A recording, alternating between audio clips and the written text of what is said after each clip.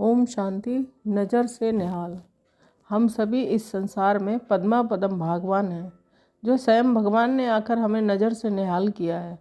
भगवान की नज़र हम पे पड़ी है, माया की नज़र हम पे पड़ नहीं सकती। और जिसकी नज़र एक पर स्थिर हो, उसकी नज़र चारों ओर भी भटक नहीं सकती। और ये भी सत्य है कि जिसकी नज़रें देहधारियों की ओर भटकती हैं, उसकी नज़र एक पर स्थिर नहीं हो सकती।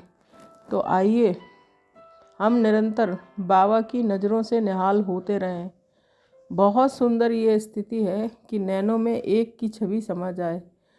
ऐसे तो लोग श्री कृष्ण को या श्री राम को बहुत प्यार करते हैं। उनके नैनों में उनका बाल रूप या युवा रूप समाया रहता है। उनकी छवि उनको प्रिय लगती है, उनका ही चिंतन करके मन भाता है, उसी में बह लगे रहते हैं। हम भी परमात्मा स्वरूप में रंग जाएं, मग्न हो जाएं, उनका ही दीदार हमें अच्छा लगे, उनकी ही छवि हमें अच्छी लगे, वही हमें सबसे सुंदर लगे, वही हमें कल्याणकारी प्रतीत हो, उसका ही चिंतन हमारे मन में हो, तो एक पर हमारी नज़र लगी रहे। ये भी उनके लिए ही संभव है जिनकी नज़र चारों ओर से हट चुकी है।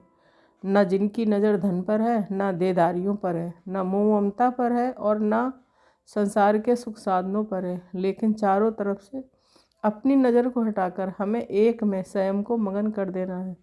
वैसे भी इस सूक्ष्म ज्ञान का एक सारयुक्त महावाक्य है, एक के प्यार में संपूर्ण रूप में मगन होना ही संपूर्ण ज्ञान है। अर्थात जो मनुष्य चारों ओर से अपनी बुद्धि को कछुओं की भांति समेट लेता है, वही सच्चा योगी बन सकता है। और योगी ही संसार में सबसे महान है, तपस्वियों से भी श्रेष्ठ, शास्त्रवादियों से भी श्रेष्ठ।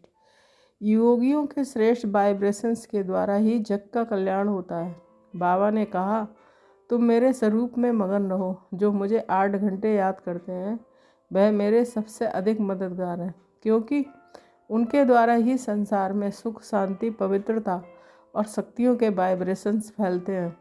उनकी ही आज संसार को बहुत ज़रूरत है, क्योंकि अकेले मुख से ज्ञान देने से दूसरों का हम कल्याण कर नहीं पाते हैं, लेकिन हमारे वाइब्रेशंस उनकी सोई हुई चेतना को जगा देते हैं। हमारे वाइब्रेशंस उन्हें अतः प्रेरणा देते हैं, ताकि वह वो करने की सोचें जो उन्हें करना चाहिए।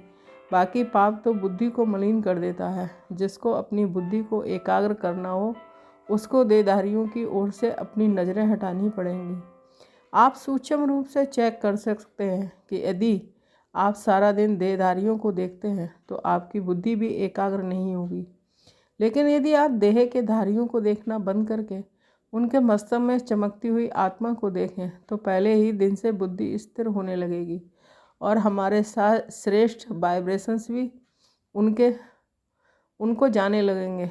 तो आइए एक परमात्मा से मिलन बनाएं, उनकी नज़रों से निरंतर निहाल होते रहें, उनकी नज़रों से प्यार की ओर अपनेपन की फीलिंग करते रहें। तो आज सारा दिन हम दूसरों को आत्मा देखने की प्रैक्टिस करेंगे और एक महाज्योति पर नज़र रखेंगे। हम केवल उसे देख रहे हैं और उसके वाइब्रेशंस हमें निहाल कर रहे हैं। बार बार सारे दिन में ये अभ्यास करेंगे। हमारी नज़रें हमारे परम सद्गुरु निराकार सर्वशक्तिवान पर लगी हुई हैं। Om Shanti. Thank you Baba.